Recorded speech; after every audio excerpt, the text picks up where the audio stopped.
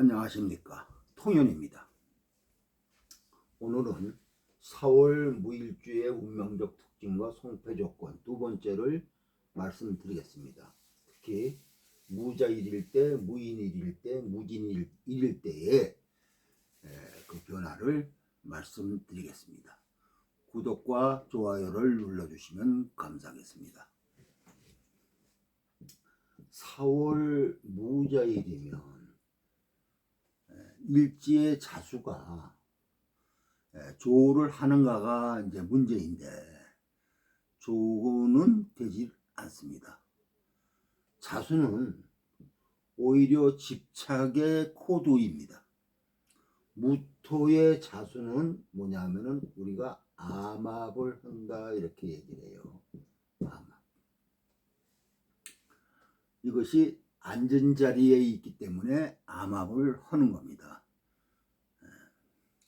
암압의 구성 요소는, 암압이 되는 구성 요소는 아무 때나 이렇게 돼 있다고, 무와 자수가 있다고 해서 아무 때나 되는 게 아니고, 첫째로 암압은 앉은 자리,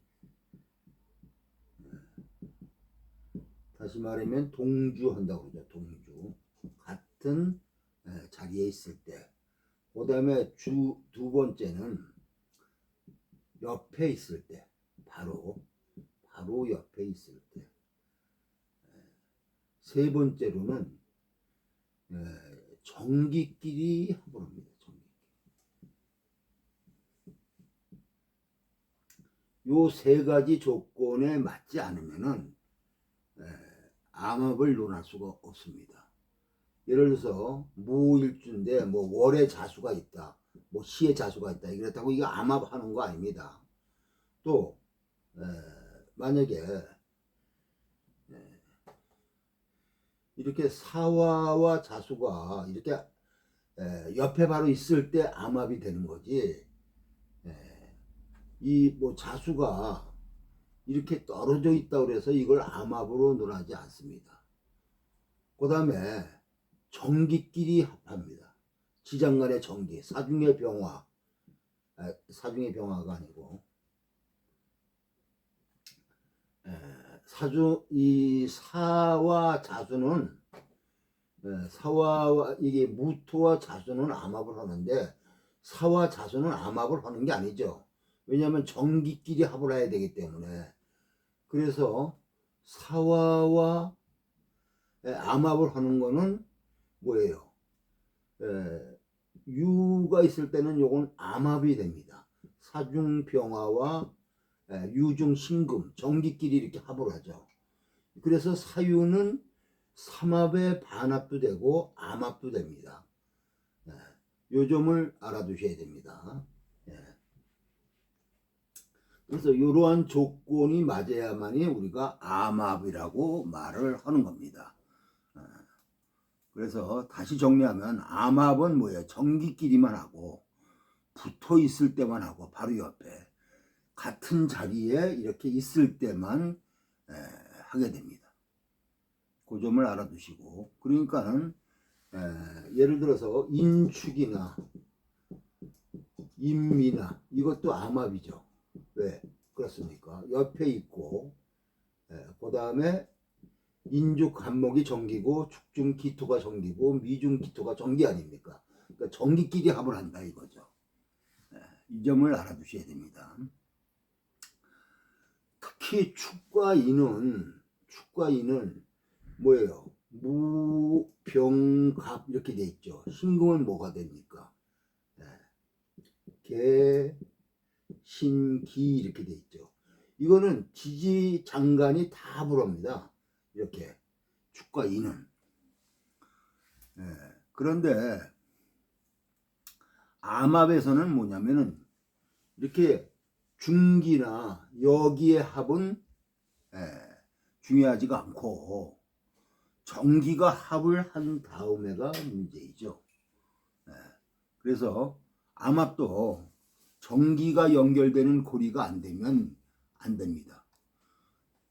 그래서 자지는 자지는 자중개수와 진중무토가 암합을 하죠. 이렇게. 그러면 요거는 삼합의 반합도 되고 암합도 되는 겁니다. 그리고 자술도 암합이죠. 자술도 암합이다. 근데 암합을 그렇게 뭐 중요하게 보지는 마세요. 이런 게 보이면 몰래 한 사랑을 할 수 있겠구나 이렇게 보시면 됩니다. 혹은 또 보이지 않게 관계를 가진다든가 비밀이 많은 사람이다. 남 모르게 뭔가 일을 만들어 나가는 사람이다. 이렇게 보면 됩니다. 다시 돌아와서 4월 무자일은 집착으로 드러날 수 있습니다. 집착.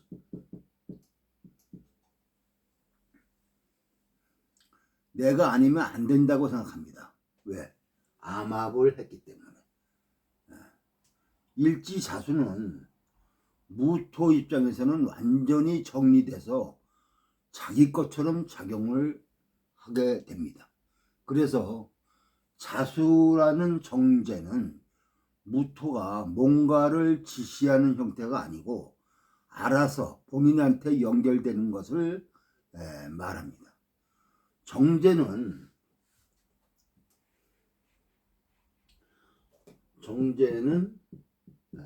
뭡니까? 수하, 부하, 제자, 신도 등으로 우리가 통변할 수가 있습니다. 그러면 무슨 제자 무슨 신도이겠습니까? 손발 수족 같은 겁니다. 무자일주는 외연을 넓히는 게 어렵습니다. 저 자수라는 것을 통하지 않고서 밖에 사람한테 말이 전달되지 않습니다. 그러면 실세가 누구일까요? 자수가 알아서 합니다. 무토는 낯선 사람한테 자기 정보를 전달하지 않습니다. 무자일주는 모양으로 말하면은 이렇게 역삼각형입니다. 역삼각형. 밖은 큰 것 같은데 안은 좁습니다. 왜냐하면 월의 사화와 연결이 됐기 때문에 굉장히 커 보이죠. 근데 안은 좁다 이거죠. 월의 사화와 연결되어 있어서 그런 겁니다. 그러면 수가 커지는 조건으로 이것을 써야 되는데 청간으로 임수나 개수가 나오고 경금을 보든지 해야 됩니다. 경금. 이러기 전에 간목이 있어야 한다 이겁니다. 그래서 간목을 기준으로 수생목이 되고 수에 대한 확장성이 필요하다 이거죠. 만약에 간목이 없으면 경금만 봐도 됩니다. 그런데 수의 확장성을 말한다면 경금은 꼭 있어야 되겠죠. 수의 확장성이 안 되면 단순해지고 확장이 어렵습니다. 간목이 소토를 하고 천간에서 작용한다면 직으로서 사회적으로 어떻게 쓰여질까를 말할 수가 있죠. 그래서 무자일주는 간목과 자수의 투간과 간접적으로 경금의 지원이 필요합니다. 여기에 경금은 금극목의 경금이 아니고 금생수의 경금이 돼야 되는 겁니다. 이렇게 말하는 것은 간목을 쓰는데 수의 확장성까지 계산해서 경금을 썼는데 이게 금생수가 아니고 금극목으로 작용하게 되면은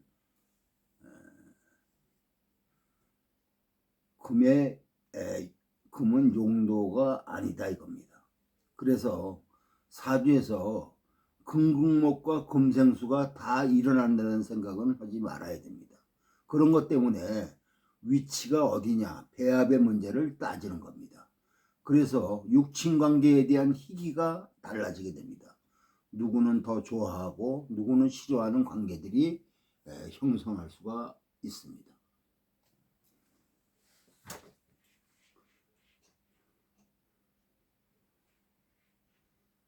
4월 무인일주를 해보겠습니다.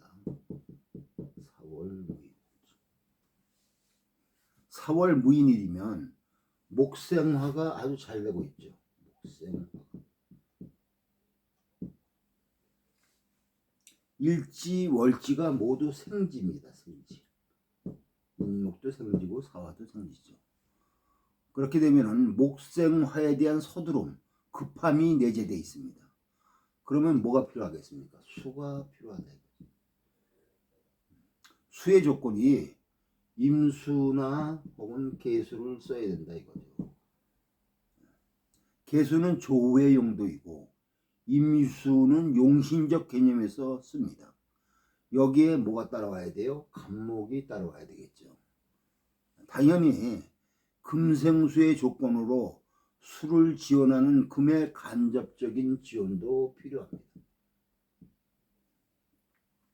금극목의 작용이 아니고 금생수로서의 역할, 그냥 조우 용도로만 쓴다면 계수만 있어도 됩니다. 계수의 조건이 조우 용도로만 쓰이면 목생화하는 조건에 목국토하는 조건을 쓴다는 말이죠. 이럴 때 간목이 투관되면 공식화가 됩니다. 간목의 역할이 안정성으로 현실적인 작용을 부여하려면 계수의 개입이 있어야 되겠죠. 잘만 되면 사회적으로 쓰여지는 조건이 잘 만들어지는 명조가 될 수가 있습니다.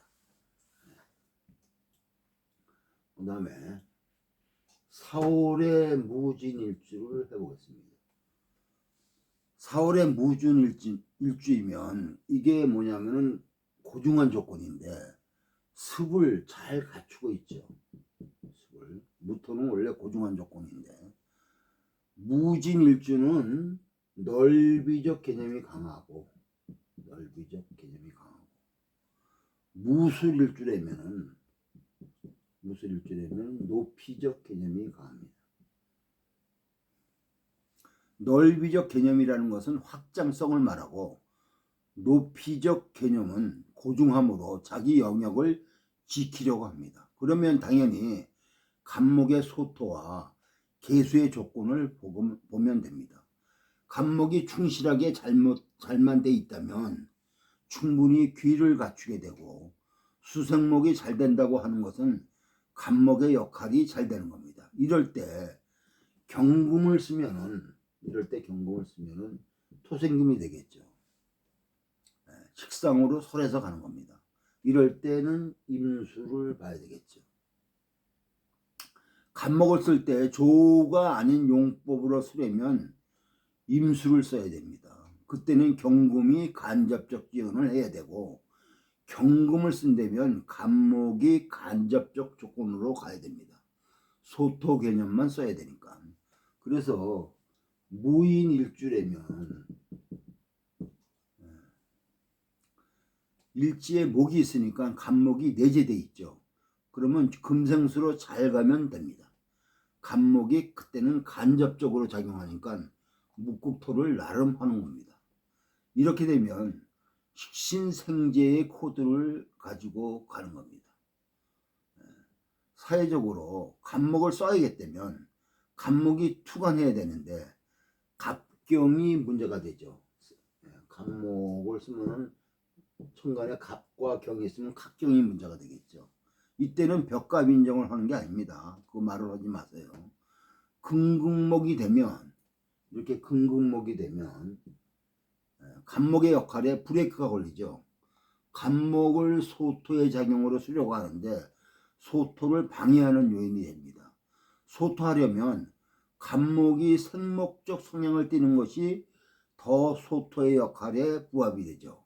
그래서 계수를 써야 하는 것을 말하는 겁니다. 오늘은 여기까지입니다. 구독과 좋아요를 눌러주시면 감사하겠습니다.